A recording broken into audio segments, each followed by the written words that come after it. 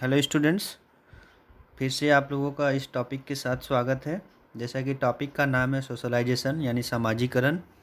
तो सोशलाइजेशन का topic start करने से पहले मैं आप लोगों को बता दूं कि इस बारे में हमने इसके पहले आप लोगों को विस्तृत पीडीएफ भी दिया है। तो अधिक जानकारी के लिए आप मेरा पीडीएफ को ज़रूर पढ़ लें। तो आगे चलते हैं। ये सोशलाइजेशन के इस वीडियो के माध्यम से हम लोग जानते हैं इसके बेसिक कॉन्सेप्ट को कि सोशलाइजेशन क्या है और सोशलाइजेशन एक बच्चे में सोशलाइजेशन कैसे किया जा सकता है। तो आगे चलते हैं।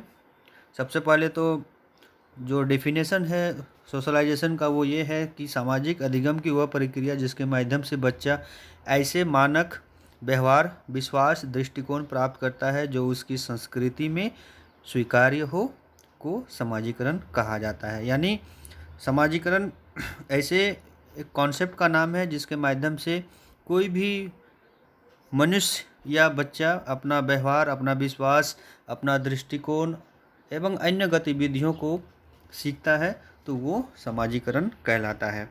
आगे चलते हैं। समाजीकरण की प्रकृति यानी नेचर ऑफ सोशलाइजेशन में, तो नेचर ऑफ सोशलाइजेशन में जो बातें कही गई है वो ये है, जैसे हम लोग पहला जो इसमें देखते हैं, यह गतिशील और जीवन भर चलने वाली व्यवहार रूपांतरण की एक प्रक्रिया है। तो इस बात को आप लोग समझ पा रहे हैं कि ये जो समाजीकरण की जो प्रकृति है वो जीवन भर एक चलने वाली प्रक्रिया है। दूसरा जो ये है कि यह सामाजिक भूमिकाओं को सीखने में मदद करती है। तीसरा, यह एक सामाजिक पुष्टित्मक व्यवहार है। इसके आगे जो है, इसके माध्यम से मूल्य, मान्यताओं और सामाजिक मानदंडों का आंतरिकीकरण होता है। नेक्स्ट अगर हम लोग जानते हैं तो नेक्स्ट ये है कि यह सामाजिक प्रदर्शकों के माध्यम से संभव होता है। आगे इसके आगे जो बातें कही गई है, इसके माध्यम से बच्चा समाज के अनुकूल कौशल और स्वभाव सीखता है।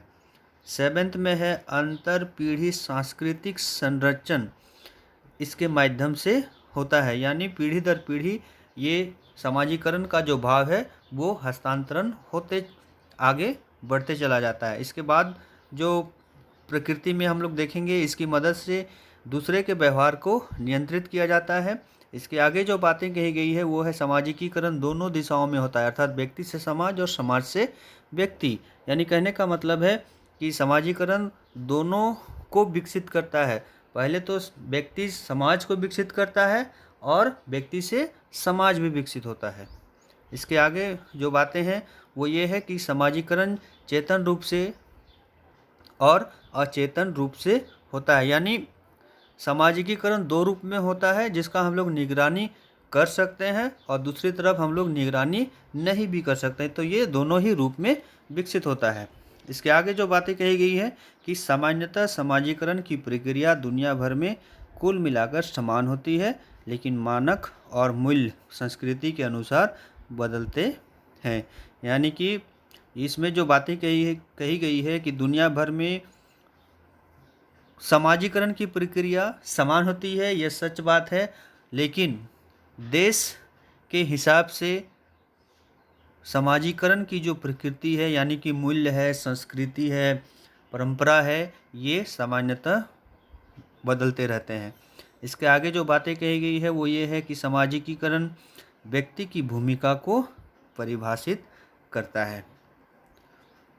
उसके आगे जो है कि समाजीकरण को प्रभावित करने वाले कारक के रूप में ये जो हमने पॉइंट हाईलाइट किया है, जिसमें से है परस्पर समझ, सांस्कृतिक संलग्नता, देखकर सीखना, पुरस्कार, सजा, संघर्ष और ये जो लास्ट है सोचा समझा शिक्षण।